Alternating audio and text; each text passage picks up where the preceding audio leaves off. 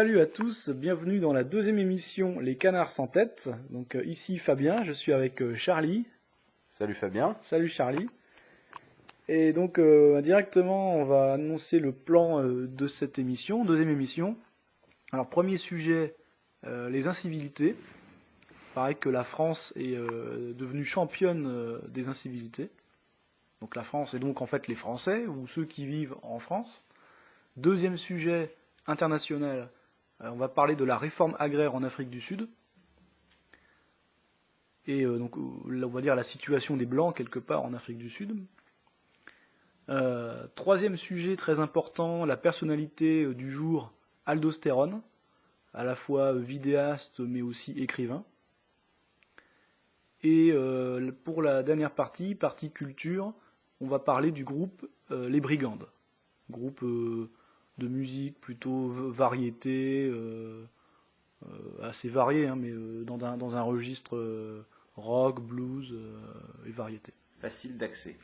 Oui, c'est avec une prépondérance des paroles, avec une musique pas simpliste, mais classique, on va dire. Voilà, donc directement on enchaîne sur les incivilités en France. Ainsi donc, les Français sont de moins en moins civilisés. Ils ne sortent pas vraiment les poubelles, ils jettent directement les ordures dans la rue, il y a du bruit partout, les transports en commun c'est la plaie. Tu avais des choses à nous dire sur ce sujet. Oui, alors effectivement, beaucoup quand on parle d'incivilité, enfin beaucoup, dans un certain milieu, vont penser aux immigrés. On va dire, ce sont les immigrés, ils s'adaptent pas, ou alors ils se moquent du pays d'accueil et ils ont plus de facilité à jeter leurs ordures ou à crier dans les transports en commun, des fois souvent dans des langues un peu incompréhensibles. Le bruit et l'odeur. Voilà, comme disait un ancien président, ou alors carrément des conflits. Hein. On parle même pas de raquettes, on parle de crapulerie et d'agressions gratuites, simplement pour s'amuser un petit peu en filmant l'agression de quelqu'un généralement en situation de faiblesse et l'attaquer à plusieurs situations de faiblesse. Ça peut être une femme, ça peut être une personne âgée ou handicapée, ça arrive souvent, ou alors simplement une personne qui est chargée et qui a des sacs qui n'est pas en mesure de se défendre ou n'importe quoi. Avec des enfants qu'il faut protéger, donc on va prendre les coups à leur place, etc. Mais en réalité, il n'y a pas que ça. Il y a aussi beaucoup de Français de souche, comme on dit, qui commettent ces incivilités ou qui les laissent commettre dans l'indifférence la plus totale. Et c'est quelque chose qu'on sait en sociologie, c'est que quand on introduit un élément extérieur, évidemment en nombre significatif dans une société, les liens sociaux, parce que c'est de ça qu'on parle, hein, quand on parle d'incivilité, on parle de liens civiques, presque de citoyenneté entre les gens, vraiment au quotidien. Et donc ces liens, évidemment, vont se détruire ou être inexistants non seulement entre les indigènes et les allogènes, mais aussi vont reculer fortement entre les indigènes. Et également entre les allogènes entre eux. Il y a pas, on parle beaucoup aussi dans certains milieux de complicité ou de bandes organisées entre les communautés étrangères. En fait, c'est pas vrai. Ils sont toujours en train de se foutre sur la gueule, d'essayer de voir comment ils peuvent se racketter, s'arnaquer, se voler, s'agresser entre eux, ou simplement se mesurer pour voir qui est le plus fort, que ce soit ethniquement ou religieusement ou n'importe quoi. Hein. Enfin, t'es d'accord avec moi Ah oui, oui, c'est même plus que l'homme est un loup pour l'homme, mais l'homme est un porc pour l'homme. Et ça semble être une des, une partie importante de la vie dans les grandes métropoles de nos jours. Oui, et alors non seulement les grandes métropoles, mais c'est un phénomène qui touche même la campagne. C'est pas rare de voir on se bat en campagne dans un petit coin paradisiaque et puis on trouve des monceaux de packs de bière ou de n'importe quoi. Et voilà, donc cette présence étrangère peut favoriser ces incivilités, mais aujourd'hui elles sont généralisées à l'ensemble de la population française. Et donc c'est pour ça que la France vient d'être classée. Alors je ne sais plus s'il y a une agence particulière, mais enfin c'était à peu près une unanimité médiatique, en tout cas en Europe, La France championne des incivilités, et donc des actes d'incivilité, et donc des individus décivilisés. Il y avait un essai de Renaud Camus qui s'appelait Décivilisation, ce que Jean-Pierre Chevènement appelle l'ensauvagement, quoi. Et des étrangers en séjour en France font souvent remarquer que c'est un des pays où Là, on parle des touristes. Oui. Ou même de gens qui viennent vivre en France d'ailleurs. De quoi se plaignent-ils entre mille autres choses, mais ils se plaignent beaucoup de la surabondance de bégots de cigarettes et de merde de chiens partout. Ouais. Selon toi, qu'est-ce qui cause ça? Attends, avant de parler de ça, je vais encore donner quelques exemples. J'avais un ami hongrois qui me disait, parce que lui il est franco-hongrois, donc il connaît aussi bien la France que la Hongrie, même s'il vit actuellement à Budapest. Il me disait, il y avait une inondation en Hongrie, je sais plus le nom de la rivière, elle débordait. Et en France, quand on voit ça, on a tendance c'est plus qu'une tendance, on va attendre l'État. On va se mettre à regarder la situation, à rester chez soi et à râler parce que les services de l'État ne viennent pas réparer le pont. Et donc pendant ce temps-là, on ne peut plus passer sur l'autre rive. Et il se passe ça en Hongrie, ou dans d'autres pays certainement. Et ben les types, les villageois ou les riverains s'accordent entre eux, ils vont réparer le pont. Voilà, et le lendemain matin, c'est réparé. Voilà. Et ça, c'est une manifestation on peut comparer les situations, on a affaire à ça tout le temps. Les gens ne se sentent pas responsables de ce qui se passe. Par exemple, s'il y a un voleur, on va le laisser partir, on va dire mais que fait la police? Alors que c'est les mêmes qui vont râler s'il y a trop de policiers qui les embêtent eux-mêmes. C'est-à-dire que il faut tout mais pas trop, quoi. Et en fait, ils savent pas ce qu'ils veulent. Mais simplement, il y a une chose qu'ils veulent, c'est ne rien faire, en réalité. Alors, ils veulent être irresponsables.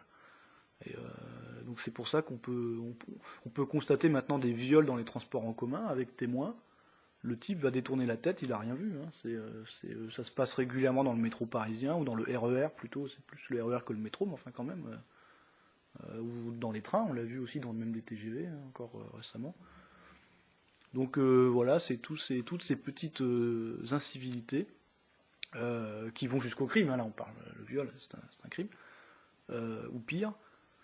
Voilà, donc on est les champions, mais je voudrais vraiment insister sur cette indifférence partagée et qui me chagrine profondément. Voilà. Dieu sait qu'ils ont des défauts, mais Robert Kennedy, président américain, il y a une cinquantaine d'années, disait ne demandez pas ce que votre pays peut faire pour vous, demandez-vous ce que vous pouvez faire dans votre pays, pour votre pays. Et le Hongrois desquels tu parlais dirait exactement la même chose, et peut-être que nos grands-parents ou nos arrière-grands-parents auraient dit la même chose, sinon du pays, du moins de leur communauté locale, des gens qui les entourent. Il y avait un sentiment d'appartenance. Voilà, et aujourd'hui nous sommes tous des individus atomisés et seuls. Moi le premier, je ne connais pas mes voisins de palier par exemple. Ouais. Et tout cela est bien triste. Effectivement, l'individualisme de la société, on va dire du mondialisme en général, n'y est pas étranger. Mais si c'était que ça, on le verrait partout.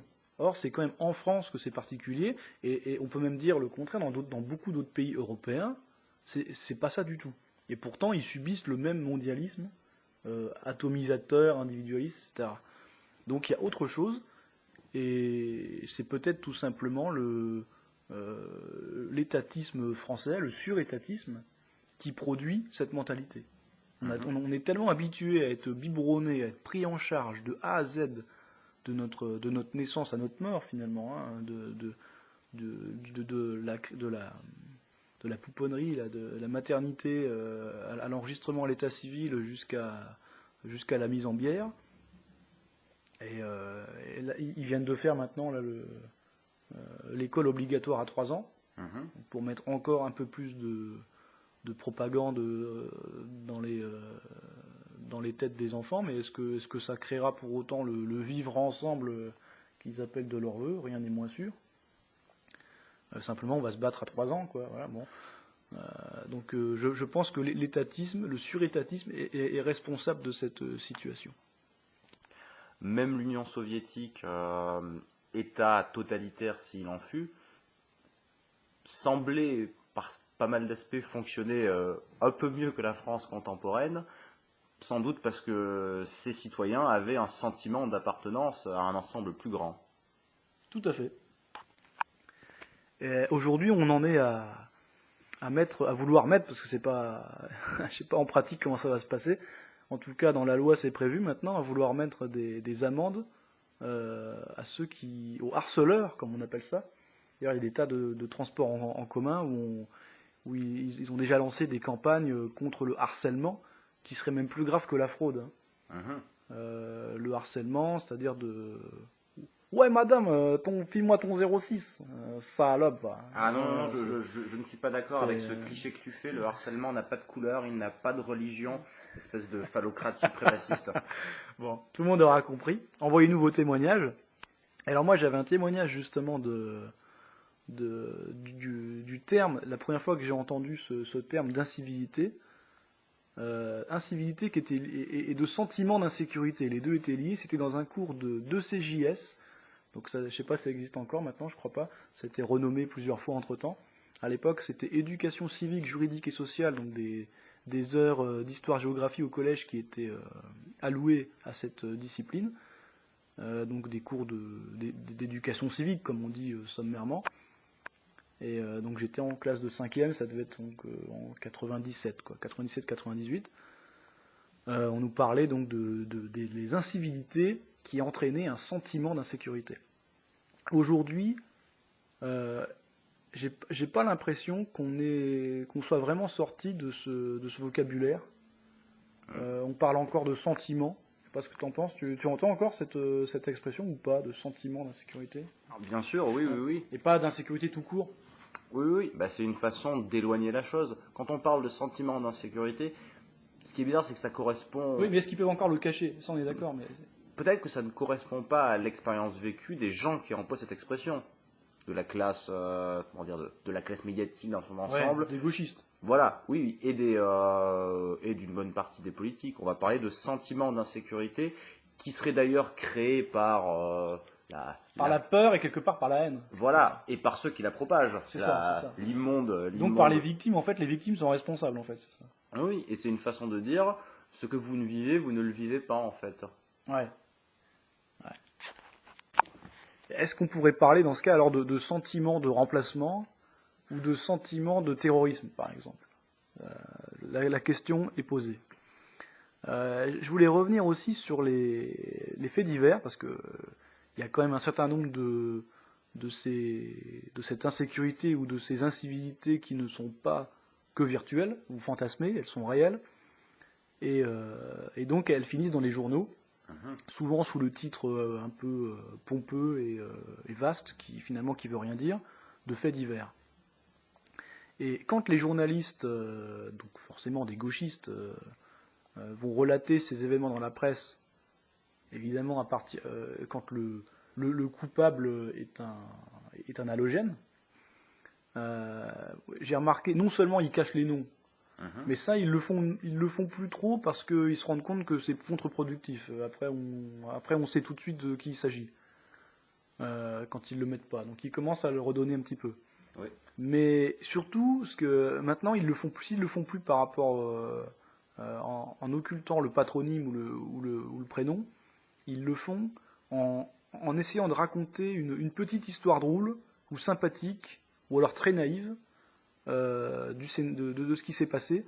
Par exemple, si un type a trop bu, et donc il a pris un bâton, il a tabassé 10 personnes dans la rue qu'il a croisées sur son chemin, tout à fait par hasard et gratuitement, le journaliste va écrire vraiment qu'est-ce qu'il avait bu, on n'aimerait pas être dans cet état, ou alors...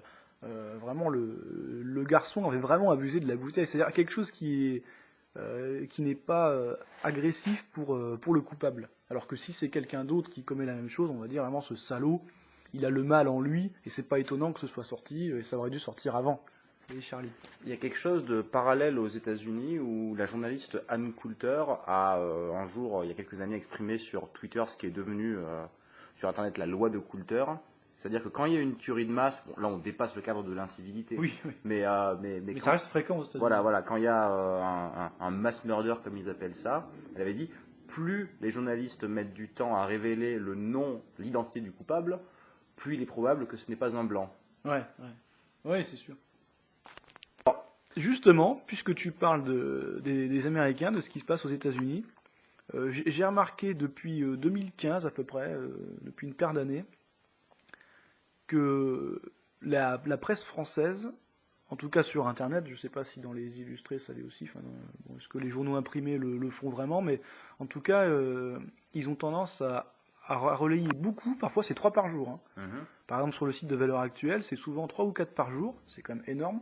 Faits divers, alors évidemment toujours le truc glauque, le petit enfant qu'on a laissé cramer au soleil dans la voiture parce qu'on l'a oublié pendant que la fille allait en boîte de nuit, ou j'en sais rien, ou alors le massacre vraiment terrible d'une famille avec un type qui a pété un câble ou n'importe quoi. C'est des... Évidemment, ils sont combien? Ils sont 300 millions d'Américains, enfin d'États-Uniens. Oui. Bon, évidemment que tous les jours on peut trouver un carnage comme ça quelque part dans un des États, mais enfin, que la presse française le relaie systématiquement. Alors peut-être que c'est pour comparer le niveau de civilité entre la France et l'Amérique du Nord.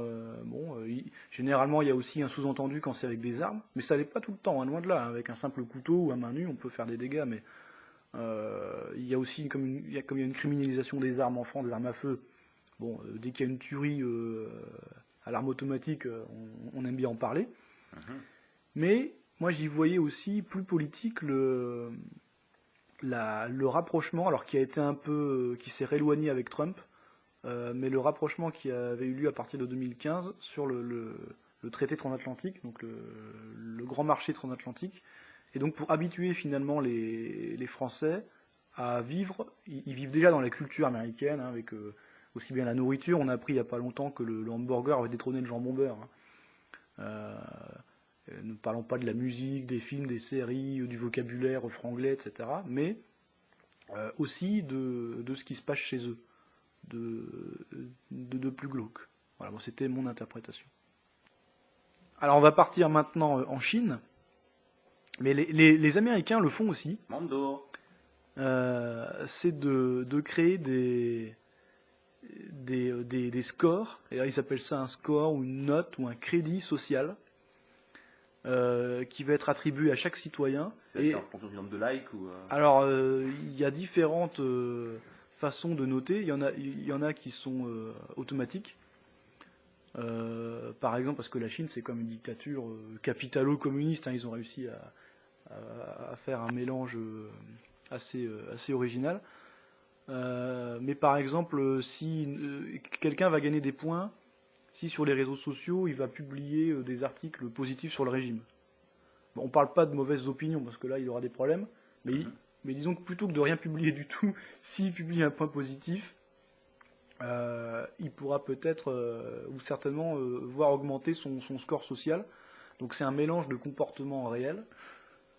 Par exemple, s'il est contrôlé dans un bus et qu'il n'a pas son billet, eh ben, il va voir baisser son score. C'est pas qu'une amende, c'est que pour les fois suivantes, il va perdre des points, et quand on n'a pas beaucoup de points ou pas suffisamment, on ne peut pas accéder à un transport en commun. Parce que, par effet de vase communicant, les transports en commun, comme les places sont pas illimitées, vont être réservés en priorité à ceux qui ont un score élevé, notamment le train et l'avion. Le bus, peut-être pas quand même, mais parce que les navettes il y en a plus, quoi. Il y a plus de régularité, mais le train et l'avion, bon, ils vont, même les vols internes, on ne parle pas forcément des vols à l'étranger, mais dans les déplacements internes, parce que la Chine c'est gros, on va leur dire non, pour toute l'année 2018 par exemple, ou 2019, vous ne pourrez pas. Et dans 2 ans, on verra bien comment votre score a évolué. Donc voilà, et ça commence aussi à être fait aux États-Unis. Alors ça peut être pour tout, ça peut être par exemple pour une assurance ou pour un prêt bancaire. On va voir si vous êtes un bon citoyen, quoi. Alors évidemment, dans cette catégorie de bons citoyens, il peut y avoir beaucoup de propagande. Donc si on a des opinions non conformes, on va dire, là on sera mal noté. Donc c'est pas forcément quelque chose que je partage. Mais en tout cas, si on le restreignait au seul caractère des incivilités, quelqu'un qui se comporte bien, on parle même pas de laisser sa place à une grand-mère qui est chargée de courses et qui a une canne pour marcher. Hein. Encore qu'il faut le faire. Encore que normalement, il n'y a pas besoin de loi pour le faire. Mais au moins de respecter la loi. C'est-à-dire de ne pas hurler, de ne pas emmerder les gens, de ne pas leur taper dessus, de ne pas courir comme un fou pour faire tomber, encore une fois, une grand-mère ou pas, ou quelqu'un de plus jeune. Ça devient insupportable en France. Et ça me donne des idées. Voilà, ça donne des idées. En France, d'ailleurs, au moment où les articles sont parus sur la France championne des incivilités, la SNCF a été prise en flagrant délit de trafiquer, donc de truquer les incivilités qu'il y avait sur son réseau. Donc dans les gares, mais surtout dans les trains. Parce qu'il y en a beaucoup. Il y a encore eu récemment des attaques de caravanes sur les trains, par exemple sur les lignes Paris-Orléans, ou etc. Il y a souvent je me souviens de Bretigny aussi, avec tous les détrousseurs de cadavres, carrément, qui allaient non pas pour sauver les blessés, mais pour récupérer leur portefeuille, quoi, ou leur smartphone. Bon. Il y a un monde de coups. Donc voilà. Même si là, c'était particulièrement désalogène. Mais enfin, en tous les cas, si on faisait ça en France sur les voies ferrées ou dans la SNCF, ou ce qui succédera à la SNCF, puisque c'est le débat en ce moment, on serait peut-être déjà plus tranquille. Voilà. Hashtag civisme, hashtag Nasbol. Voilà. Et voilà. Et donc simplement pour terminer, tous ces sujets le calcul de ces informations, le scoring, qui est calculé automatiquement par Big Data, on en fera un sujet à part dans une prochaine émission centrée sur la technologie. Voilà. Et donc on va passer au deuxième sujet. Je voulais donc parler d'Afrique du Sud ce soir. Je précise d'emblée que je ne suis pas un expert du sujet. On a dans la scène nationale française un grand spécialiste en la personne de Bernard Lugan, enfin spécialiste de l'Afrique en général, et qui a écrit une histoire de l'Afrique du Sud qui est chère sur Amazon, donc je ne l'ai pas lu, mais elle est quand même très très bien. Et il était passé sur Radio Courtoisie, l'émission se retrouve pour en faire la présentation. Ouais. C'est assez beau, ça dure 1h30. Bon, je me place pas à ce niveau, je suis pas un universitaire spécialiste de l'Afrique du Sud. Il se trouve que je m'intéresse depuis quelque temps à la situation des Afrikaners. Donc les blancs sud-africains d'origine surtout néerlandaise, avec du français et du portugais et un peu d'allemand dedans. Sachant qu'il y a d'autres blancs en Afrique du Sud qui sont les blancs d'origine anglaise, et puis des blancs d'origine allemande, mais qui ne se sont pas assimilés qui ne sont pas afrikaners au sens strict. Qui ne sont pas afrikaners. À l'heure actuelle, ce dont je vais parler concerne l'ensemble des blancs du pays, où ils sont un peu moins de 10%. Depuis 1994, et donc la passation de pouvoir à l'ANC, parti de centre-gauche, trans-ethnie noire, puisqu'il y en a 12, je crois. Enfin, il y a 12 ethnies différentes. On va dire qu'il y en a une dizaine à peu près. L'ANC a le pouvoir de façon ininterrompue depuis 1994. C'est très impressionnant. Alors qu'il y a pas mal de partis, mais c'est presque l'État un pays à parti unique.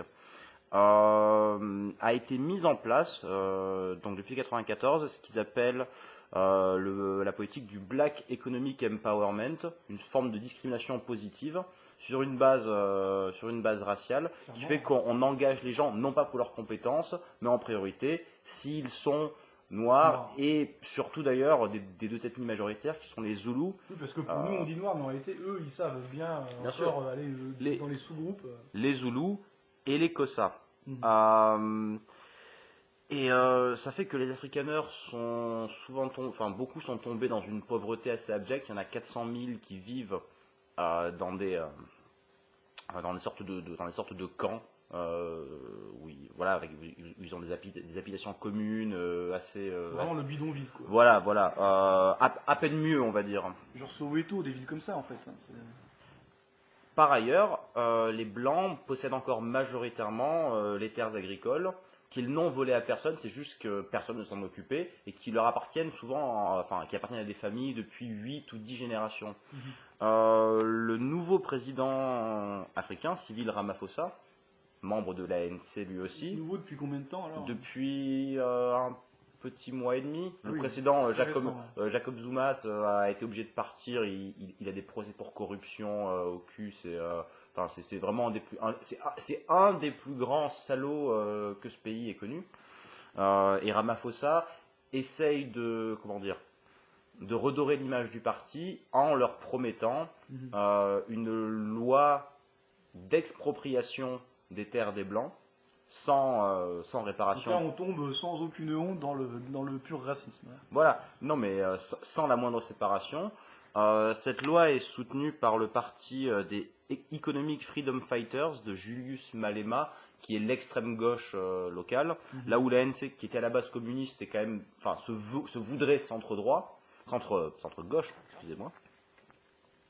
Parce que là, il n'y a plus de ségrégation du tout. Là, on exproprie et les autres n'ont plus qu'à dégager ou à crever, quoi. Voilà. Alors, l'apartheid n'était sans doute pas un système politique viable sur du long terme, ni très agréable. Mais on vit à l'heure actuelle une forme d'apartheid à l'envers pour les Afrikaners, et auquel vient s'ajouter la situation tragique des boers. Alors les boers, en fait, ce sont les fermiers afrikaners, qui sont tués en masse depuis 1994 dans ce qu'ils appellent les places mordes en Afrikaans, les attaques de ferme, ou les meurtres de ferme. Souvent des meurtres qui se font pour quelques billets ou un téléphone portable. Et d'ailleurs, on parle pas juste de meurtre, on parle d'actes ultra barbares, où les femmes se font violer, les gens meurent ébouillantés, ils se font clouer sur les murs. Ah ouais, c'est de la sauvagerie et de la barbarie. Voilà, le gouvernement trafique les statistiques de façon à ce qu'on puisse pas vraiment le compter. J'ai lu quelque part, je peux pas le confirmer, mais que depuis début 2018, on est donc fin mars, il y en aurait eu 41 de ces attaques et 5 meurtres. L'Afrique étant d'ailleurs, je crois, la championne du monde du nombre de meurtres par jour. Quels que soient les pays confondus, donc avec la Somalie et l'Éthiopie et compagnie. Et toute ethnie confondue, au sein du pays. Un ministre australien, Peter Greg Dutton, qui est le ministre de l'immigration et de la citoyenneté, a proposé d'octroyer des visas d'urgence aux Afrikaners. D'ailleurs, plus précisément aux boers, aux fermiers. Scandale international, relatif scandale international. On en a très très peu parlé d'ailleurs en France, j'y reviendrai. Le gouvernement sud-africain est choqué qu'on ose dire qu'il y a une forme de racisme anti-blanc qui pourrait être en partie autorisée par le gouvernement. Je noterai quand même que Zuma, comme Malema, comme Ramaphosa, les trois, sont connus pour avoir défendu le fait de chanter lors de rallyes politiques une chanson dont le titre se traduit en anglais par Shoot the Boer, tire sur le bourg, et dont les paroles sont pas, sont à peine voilées, on va dire. Ouais. Voilà. Dans un souci d'objectivité, je préciserai qu'il y a aussi des partis ethniques noirs en Afrique du Sud qui ne sont pas nécessairement favorables à cette politique et qui soutiennent, comme certains partis blancs, un séparatisme. Il n'y a pas unanimité. Voilà, j'ai noté le parti Inkatha, qui prône le séparatisme zoulou et une forme de fédéralisme. C'est-à-dire, on veut notre république zoulou, les Afrikaners auront leur république afrikaner, peut-être dans le Transvaal, etc. C'est un peu comme ceux qui seraient pour les deux États, Israël et Palestine, quoi. On peut rapprocher les deux situations. Évidemment, l'ANC qui ne risque pas de perdre le pouvoir de sitôt, malgré les scandales, malgré la corruption. D'ailleurs, Zuma a aussi des affaires d'agression sexuelle au cul. Certaines statistiques disent qu'un homme sur 3 en Afrique du Sud s'est rendu coupable de viol à un moment dans sa vie. Je crois qu'il disait que le pays où il y a le plus de femmes violées, c'est l'Afrique du Sud. J'avais lu ça, alors c'était il y a déjà peut-être 10 ans. Donc je ne sais pas si ça a évolué, mais enfin, d'après ce que tu me dis, ce sera encore pire aujourd'hui. Et on ne parle pas, ou très très peu de ça dans la presse internationale, dans la presse française. La presse américaine commence un petit peu à en parler, mais c'est encore assez timide. Et je voudrais vraiment insister là-dessus.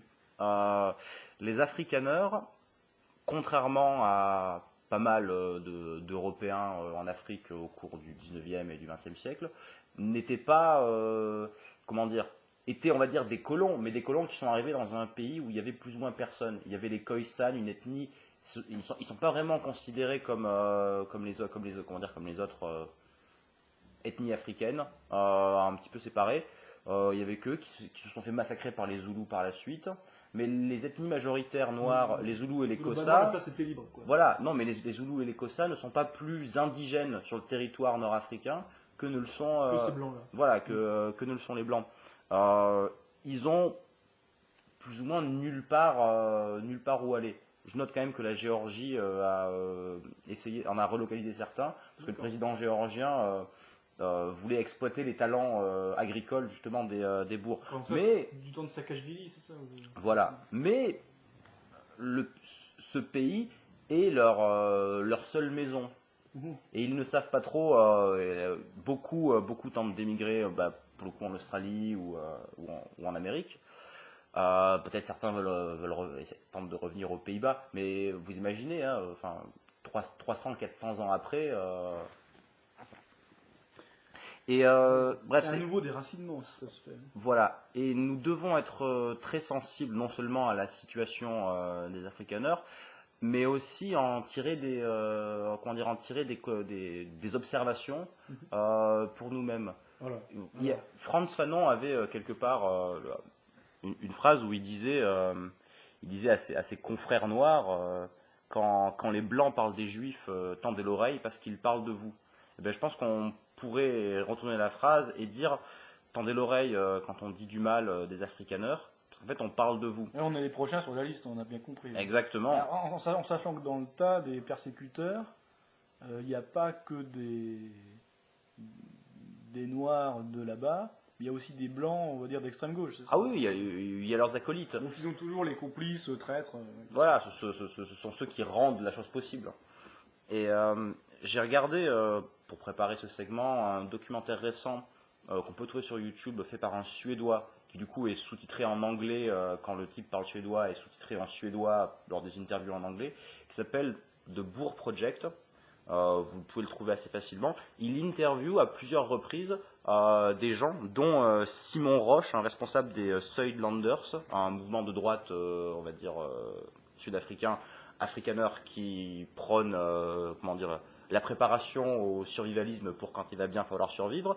Et plusieurs personnes dans ce documentaire, dont lui, préviennent l'Europe, parce que je veux dire, ils ont l'électricité, ils savent ce qui se passe en Europe, et disent faites attention les Européens avec l'islam, parce que ce qui nous arrive en ce moment va se passer pour vous tôt ou tard. Alors, évidemment, les modalités sont pas exactement les mêmes, et on n'est pas encore dans la même situation. Parce que là, c'est pas des fermes comme ça. Non, et puis surtout, on n'est pas encore 10% chez nous. Mais ça viendra. Et une fois de plus, à chaque fois que quelqu'un vous dira... On l'a encore vu très récemment. Et quand on vous dira que le racisme anti-blanc n'existe pas, que c'est un fantasme d'extrême droite, de gens qui bavent parce qu'ils détestent les nègres, parlez-leur de l'Afrique du Sud et vous pourrez juger à leur réaction si ce sont des gens... Qui sont de bonne foi. Voilà, et si leur cœur est bon ou s'il est obscur. Alors, venons-en maintenant à la rubrique personnalité. Donc la personnalité dont on va parler maintenant dans cette émission, c'est Aldostérone. Alors qui est Aldostérone? Aldostérone, en réalité, est un personnage. Le personnage d'un Algérien, de son vrai nom Amin Messifi, qui est né en 1974 en Algérie, et qui a quitté l'Algérie au début des années 90, au début de ce qu'ils appellent la décennie noire, donc la décennie de terrorisme. Je crois que lui est parti juste avant vraiment les premiers actes de terrorisme, en les pressentant, en se basant en fait ce qui l'a fait fuir, c'est pas le terrorisme proprement dit, même s'il l'avait bien anticipé, mais c'est en fait la racaillisation qu'il a vu commencer dès la fin des années 80, dès la fin des années 70, début 80, c'est-à-dire moins de 15 ans après l'indépendance de l'Algérie. Et donc il a vu pendant les années 80 cette délinquance exploser. En fait, au même niveau que ce qui se passe en France maintenant, c'est-à-dire les boîtes aux lettres des cités défoncées, les cages d'escalier explosées, et en fait tout saboté, quoi.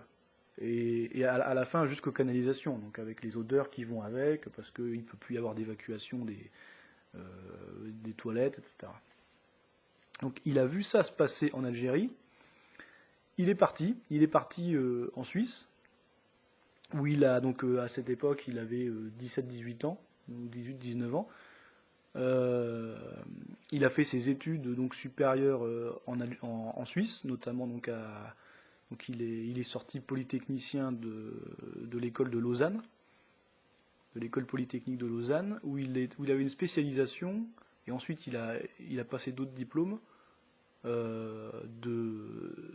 dans l'aviation, donc à la fois de pilote privé, de pilote de ligne, et vraiment de spécialiste des accidents de transport aéronautique.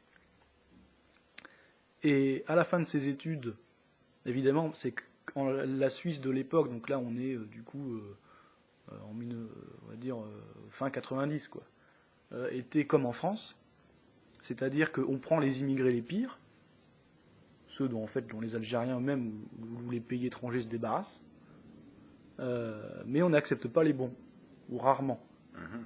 Donc en fait, c'est pour ça qu'on se récupère les pires à chaque fois. Et la Suisse fait pareil, il faisait pareil à l'époque déjà.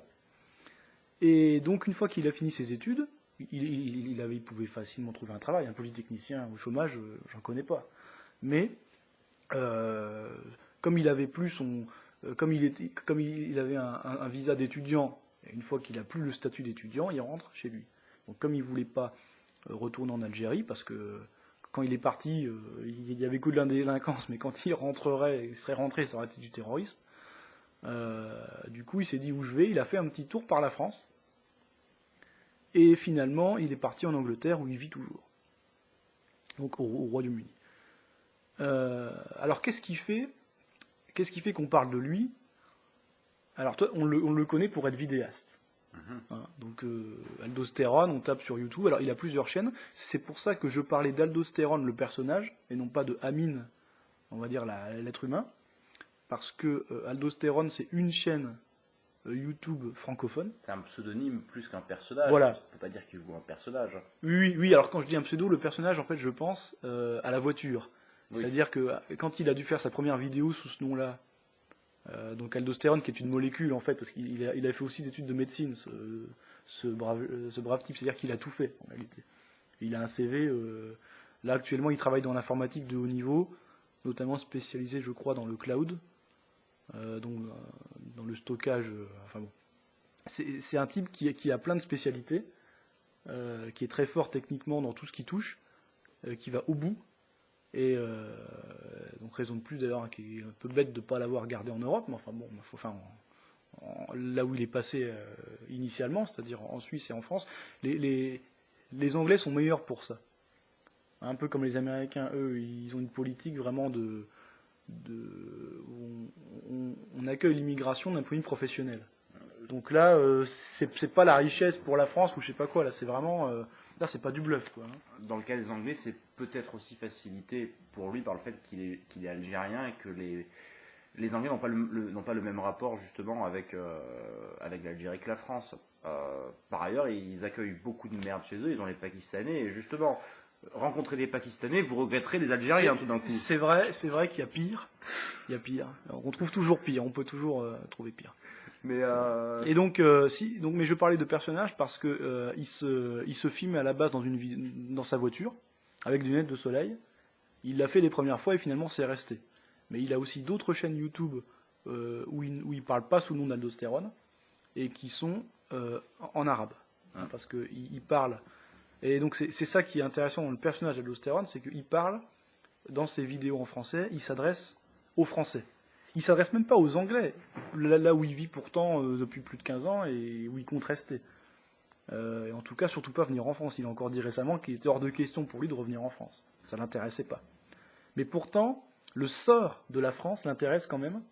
Et donc il a dû commencer ses vidéos il y a une petite dizaine d'années, je crois en 2010. C'est vers ce moment-là que j'ai commencé à le regarder. Donc dès le début, moi aussi, à l'époque j'étais encore étudiant où je venais juste de commencer à travailler, 2010.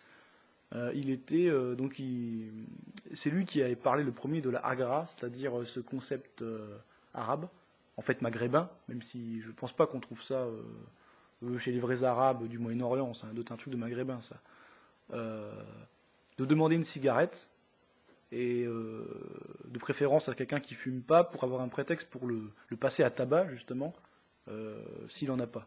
Ou alors s'il refuse, là on a vraiment un prétexte, c'est un raciste puisqu'il veut pas nous donner de cigarettes. Donc ça, ça s'appelle de l'humiliation. Donc en fait c'est un rapport de force. On cherche quelqu'un à tabasser, on va attaquer quelqu'un. Alors je crois que le vrai phénomène est un peu plus précis que ça. Normalement, celui qui fait ça, c'est pas la racaille de base. Normalement, c'est le marginal et qui va essayer d'attaquer quelqu'un qui paraît le plus intégré au système.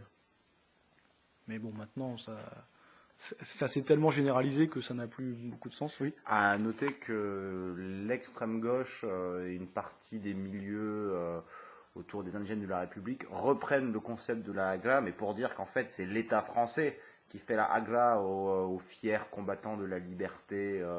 Ah oui, carrément. Oui. C'est vrai qu'Ouria Boultedja est très fort pour renverser à peu près tout ce qui existe. Ah oui, non, cette directive. Le mensonge incarné. Bon. Et donc Aldosteron s'adresse à un public français en se disant quand même, la France est malgré tout un grand pays, je ne lui souhaite pas le sort qu'elle subit, et pire qu'elle va subir si je m'en tiens à ce que j'ai vu en Algérie, parce que là on n'en est qu'au début, on n'a encore rien vu. Hein. Normalement la suite c'est des villages entiers qui sont massacrés. Hein. Donc massacre, viol collectif, voilà bon, et tout ce qui va avec, hein. Tout ce qu'on a vu au Bataclan par exemple. Et tout ce qu'on a vu récemment chez le gendarme, le lieutenant-colonel de la gendarmerie qui a été non pas égorgé rituellement, comme on devrait le dire, mais selon les médias, qui a été poignardé au cou. Hein, lol. Voilà, bon. Donc Aldosteron s'adresse aux Français en disant attention au danger de l'islam et plus généralement de la mentalité arabo-musulmane. Parce que c'est pas qu'une question de foi, c'est aussi une question d'éducation tout petit, même si la personne ne croit pas forcément ou ne pratique pas. Le fait d'avoir baigné dans une éducation islamique qu'il détaille, hein, je ne veux pas revenir dessus parce que j'invite simplement les auditeurs qui ne le connaîtraient pas à aller l'écouter directement, mais à écouter toute la culture arabe, qui est d'ailleurs des fois plus arabe qu'islamique au sens strict. Ou en tout cas coranique. Par exemple, toute la dimension, ils parlent tout le temps de l'enfer, ils sont tout le temps obsédés par la mort, par leur propre mort et celle des autres. C'est une sorte de secte apocalyptique, en fait, c'est comme ça qu'il l'a décrit. Cette religion, ce qui relie les gens, c'est ça, en fait, c'est la peur. C'est pas le paradis, finalement, qui les relie, ou une promesse paradisiaque, c'est l'enfer. Et il parle par exemple de la peur de la tombe, hein, le supplice de la tombe qui est enseigné aux enfants quand ils sont tout petits et qui leur reste comme ça une fois qu'ils grandissent. Ils ont peur systématiquement de finir eux ou leur famille, parce qu'ils se battent aussi du coup pour leur famille. C'est pas uniquement individuel, contrairement à ce qu'on pourrait croire. On peut aussi racheter éventuellement les autres, donc ceux qu'on aime. Hein, les parents, les frères et sœurs, les grands-parents, si eux s'écartent du droit chemin islamique, on peut, nous, en faisant des trucs, les ramener. Sauf que quand eux, ils font quelque chose, c'est rarement pour notre bien, à nous, société d'accueil, mais créante. Donc non islamique, non halal. Hein, voilà, bon. Donc la chaîne YouTube en français d'Aldosteron, alors là j'ai regardé rapidement les dernières statistiques, c'est plus de 50 000 abonnés. Plus de 500 vidéos, donc qui sont faites à peu près depuis. Sa chaîne n'a pas sauté. Hein, il faut remarquer, les chaînes YouTube ont tendance à sauter. La sienne n'a pas sauté depuis 2010 ou 2011. Donc c'est quand même remarquable. Ça va sans doute être aujourd'hui une des plus vieilles chaînes YouTube. Hein. Parce que YouTube, ça date de quand, un peu avant, quoi. À partir de 2007-2008, quoi. Ça a commencé à fonctionner, YouTube. Avec une moyenne de vues de 20 à 40 000 visions par vidéo, sur un total de 16 millions pour l'ensemble des 5 ou 6 centaines de vidéos. Donc les thèmes abordés, donc l'islam, les sociétés musulmanes, donc il connaît très bien la propagande que subissent les petits musulmans. Ça peut être corroboré par d'autres, hein, je pense à Majidou Kacha par exemple, dans ses vidéos et dans son livre Il était une fois l'islam, où il corrobore tout à fait ce que dit Aldostérone, même si lui a vécu ça en France, hein, quand il était à l'école islamique par exemple, à partir de ses 10 ans ou 12 ans, c'était en France, hein, c'était pas en Algérie. Et donc du coup, pour en déduire le comportement et la mentalité des immigrés qui viennent de ces pays arabo-maghrébo, afro-islamiques, quoi. Voilà. Et puis, il fait aussi beaucoup de vidéos donc d'actualité politique, mais toujours en lien, politique ou géopolitique, toujours en lien avec l'islam, avec l'étranger, avec la mentalité de ces sociétés étrangères, de cette présence d'étrangers sur notre sol. Et même les étrangers qui veulent s'intégrer le mieux possible, à un moment donné, ils ont leur histoire et donc on peut voir ressurgir tel ou tel élément culturel ou simplement qu'ils ont subi pendant leur éducation. Il fait aussi des vidéos de ce que j'appellerais de développement personnel, par exemple sur trouver un emploi, parce que lui-même a exercé par un moment de... je pense pas qu'il l'ait exercé en tant que tel. Il a été recruteur, mais je pense qu'il a été recruteur comme on laisse un poste de recruteur, par exemple 1 ou 2 heures par semaine, pour passer des entretiens, notamment techniques, à un bon technique de l'entreprise. Non, c'est pas un type des ressources humaines qui va nécessairement faire passer l'entretien. Il va faire passer peut-être le premier entretien pour voir si on retient le candidat dans un premier temps, mais dans un deuxième temps, on l'envoie vers un des cadres de l'entreprise technique. Et lui, je pense que c'est dans ce cadre-là qu'il a été amené à faire beaucoup d'entretiens depuis 10 ans. Hein. Et donc il a beaucoup de conseils à donner dans ce sens-là pour trouver un job, quelles études faire, etc. Voilà. Mais Aldostérone n'est pas qu'un personnage qui fait des vidéos, n'est pas qu'un vidéaste, n'est pas qu'un youtubeur, lui s'appelle blogueur, mais un écrivain. Et il a écrit beaucoup de livres. Alors le premier, je ne l'ai pas lu, il l'a écrit sous son vrai nom, Amin Messifi. Pourquoi les avions s'écrasent-ils, qui est une étude aéronautique. Et les autres, il les a écrits bien avant, mais il les a publiés au compte-gouttes à partir de 2015. Donc on peut les trouver même soit en format papier, soit en format numérique, sur Amazon par exemple. Il les a auto-édités. Hein. Comme je parle en 2015, donc là il raconte sa vie en Algérie, donc le contexte de sa jeunesse, de son adolescence, et quand il a commencé à vouloir partir, quand il est parti, son expérience en Suisse, en France, et ça se termine quand il arrive en Angleterre. Voilà. Il a publié aussi en 2015, mais il a écrit bien avant aussi, À l'ouest d'Alger. Alors là, c'est un roman. On voit que c'est sa vie, mais un peu romancée. Il va expliquer... donc c'est un mélange de réalité, je pense, d'autobiographie et de songe.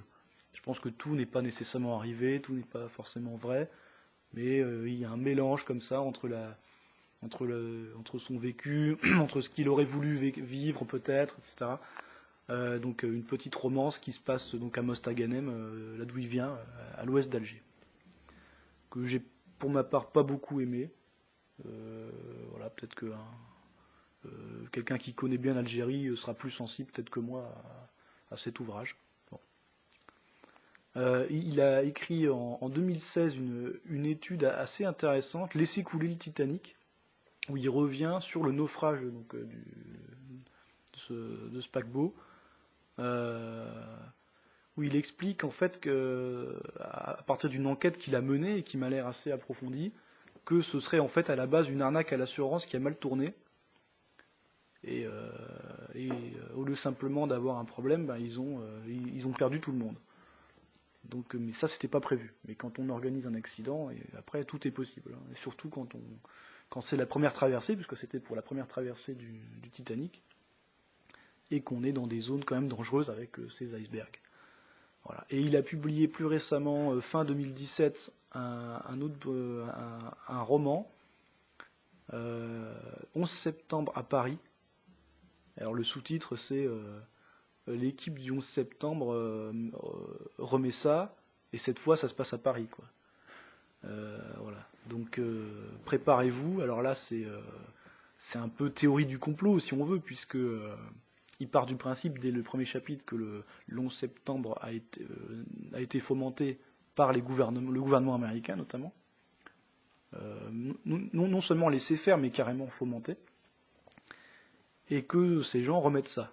Mais sans excuser le moins du monde, les vrais islamistes, les vrais musulmans fanatiques, qui vont commettre à un moment donné les détournements d'avions, les meurtres, les assassinats, etc.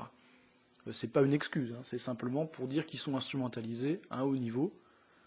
Je crois qu'on est d'accord pour dire que leur présence massive sur le sol français, même sans vouloir ensuite les armer spécialement, ce qui a pourtant été fait, ou même par l'intermédiaire d'autres pays, hein, de Al-Nosra, etc., par la Syrie, mais sans nécessairement les encourager à commettre des violences sur le territoire, rien que le fait de les accueillir comme ça par millions et de leur dire à peu près vous faites ce que vous voulez, bah on sait ce qui va se passer, il n'y a pas besoin de le dire vraiment, quoi. Je sais pas ce que tu veux dire là-dessus.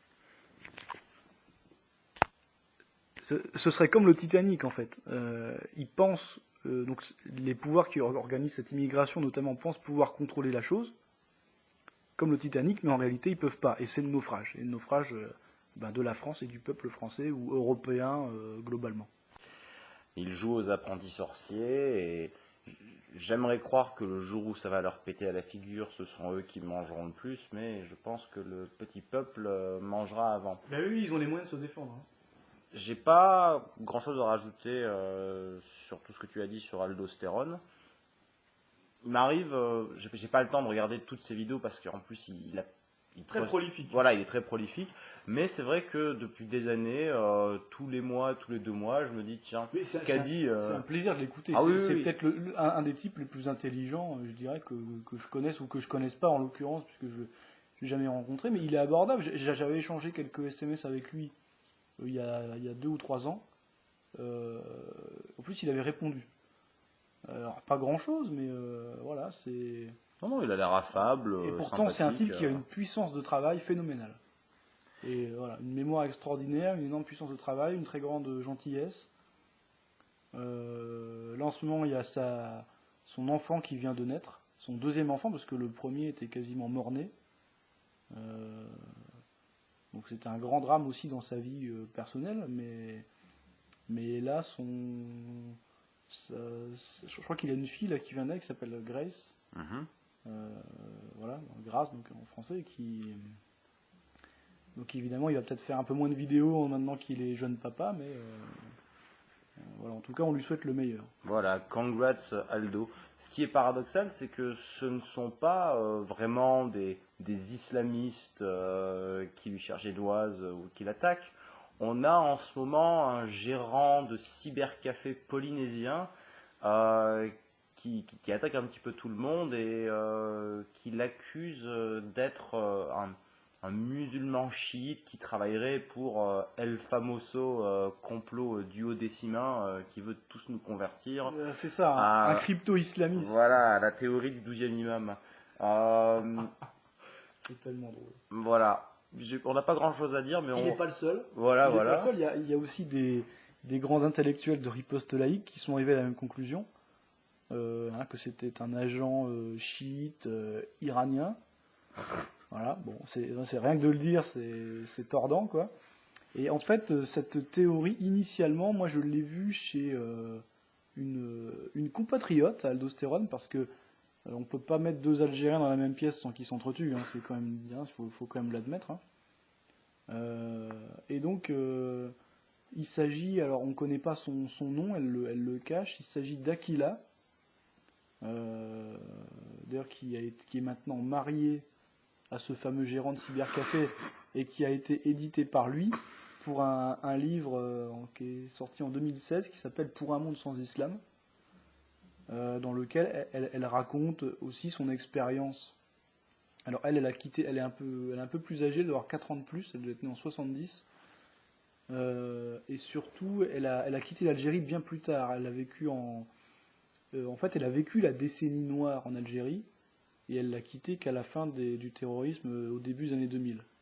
Donc elle sait un peu plus de quoi enfin, quand elle parle de terrorisme, elle l'a vécu de plus près, dans la région de Béjaïa, mais elle a tendance quand même à confondre dans son témoignage ce qui relève de la pure tradition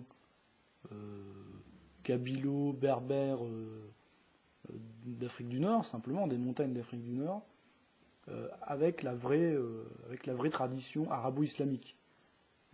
Donc elle assimile un peu les deux, elle amalgame un peu les deux, et on ne sait pas finalement ce qui est purement islamique ou pas. Mais autrement, son témoignage est assez juste. Dans l'ensemble, en tout cas, il sonne bien.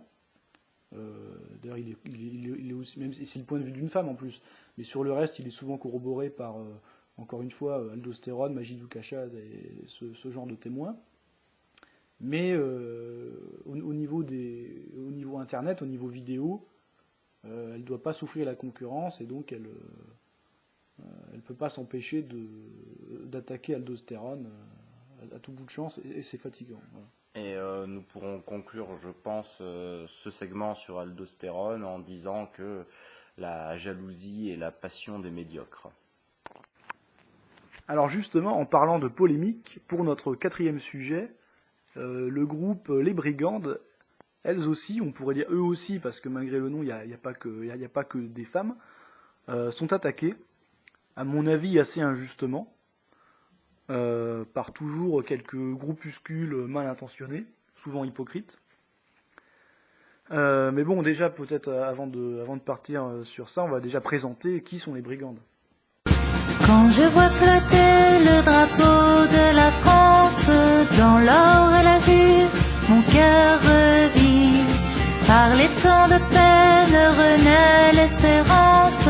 Ah, vive la France, mon joie Saint-Denis. Pendant des siècles, on a repoussé la Mecque, mais toi le jésuite, tu l'invites. Quand on était petit à l'école, on nous dit y a rien de plus joli que la démocratie.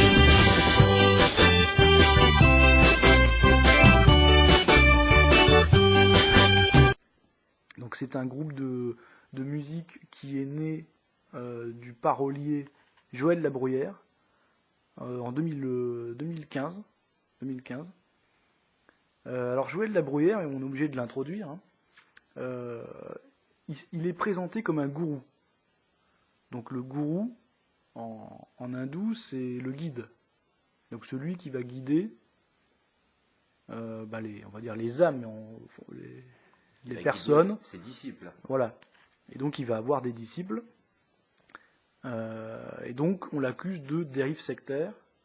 En réalité, il s'est intéressé de très près lui-même aux sectes, avant la Miviludes et compagnie, c'est-à-dire dès les années 80.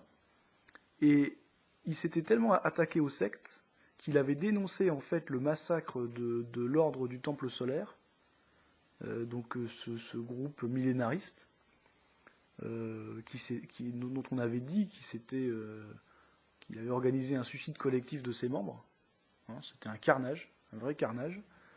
Et en réalité, Joël Labruyère avait dénoncé à l'époque, et toujours maintenant, un complot, une organisation, en fait un coup d'essai, là on est en plein X-Files là quelque part, hein, un coup d'essai des services secrets pour tuer ces gens, en fait, qui n'auraient pas pu se tuer complètement de la façon dont ils ont été tués.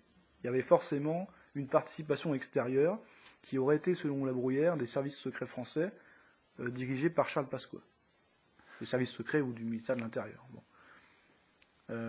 Et à partir de là, lui-même a été dans le collimateur donc, du gouvernement et de l'État, des services secrets, Et quand il y a eu les premières manifestations anti-sectes, lui-même, en retournant le jeu, encore une fois, a été accusé lui-même d'être un gourou de secte. Et voilà. Mais donc, il a créé le clan des brigandes. Ils appellent un clan parce qu'ils vivent en autonomie. En réalité, c'est pas tout à fait vrai. Quand on appelle autonomie, leurs enfants sont scolarisés, ils exercent des métiers. Bon, c'est pas les amis, quoi. Enfin. Mais ils ont choisi de vivre près les uns des autres. C'est ça. Ils vivent soit en proximité et parfois même en promiscuité, c'est-à-dire ils partagent un corps de ferme ou une espèce de manoir ensemble. Un corps de ferme, mais non pas un corps de femme. Hein. Voilà. Mais d'autres peuvent habiter un appartement ou une maison dans le village ou dans la rue ou dans le quartier. Voilà. Finalement, c'est ce que rêvent de faire les nationalistes blancs, c'est de vivre entre eux tranquillement, de récupérer un quartier, un village, etc., et une rue, et de vivre ensemble, même s'ils ont des activités financières ou quoi à l'extérieur, économiques.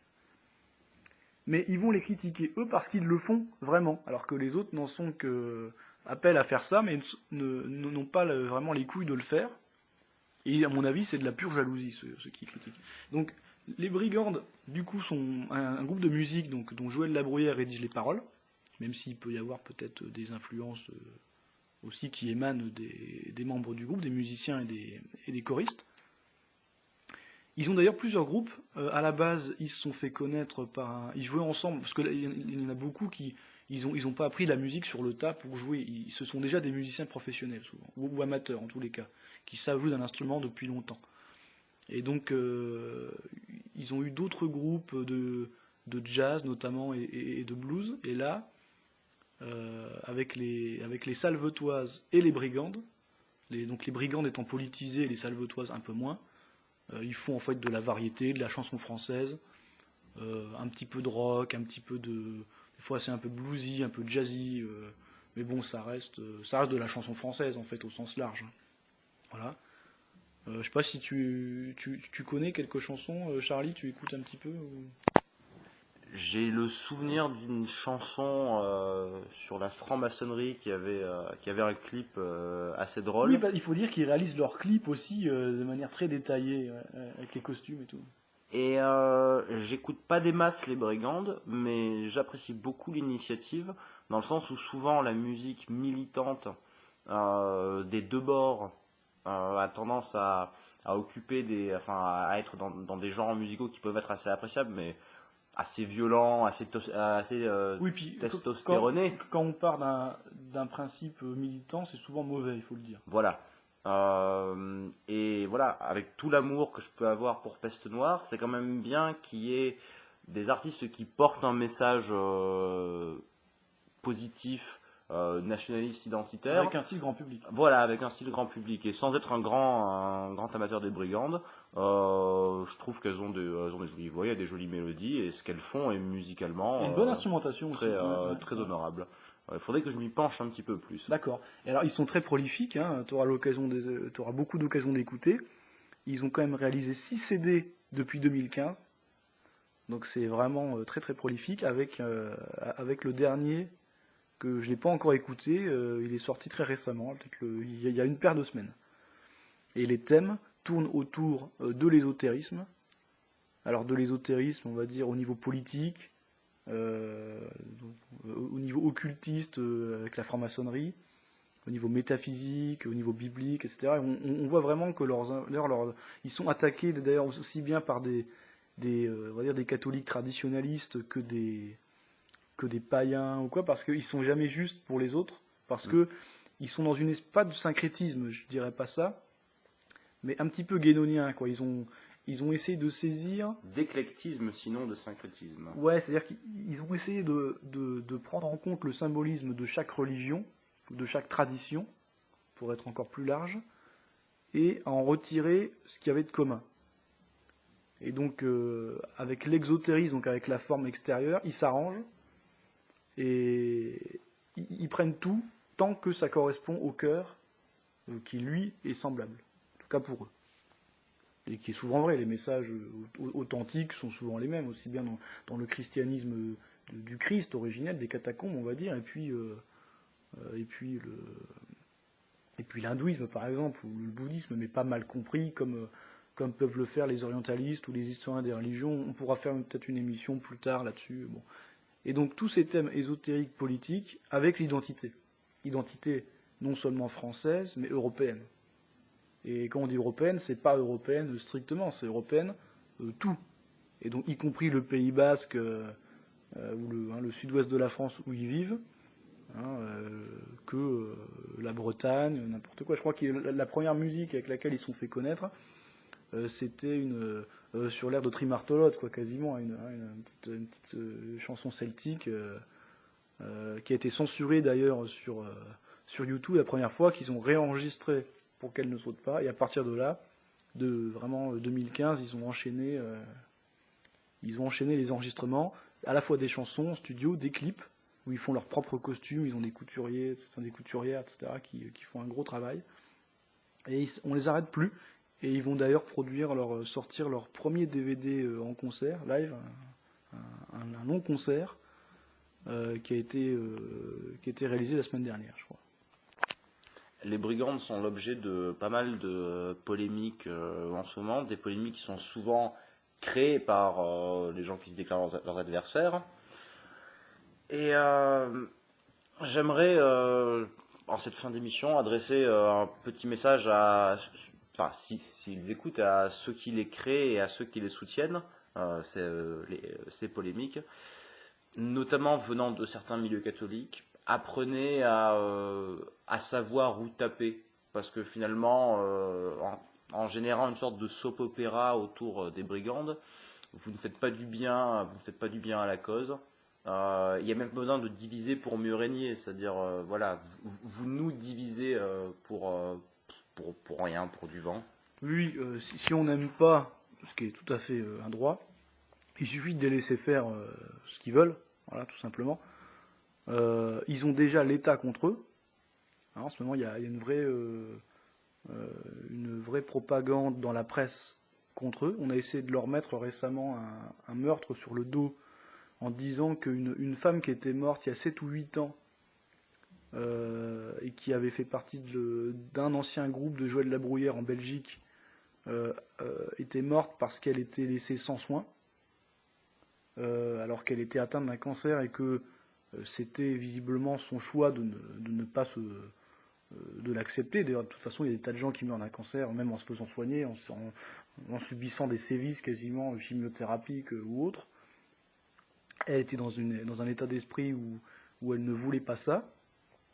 Donc pas d'acharnement thérapeutique, pas de choses comme ça, mais par contre, mourir près des siens, bon, ben, c'est son droit. Et si c'est pour les déterrer des affaires comme ça d'il y a 7 ou 8 ans pour leur coller sur le dos, bon, c'est quand même complètement con.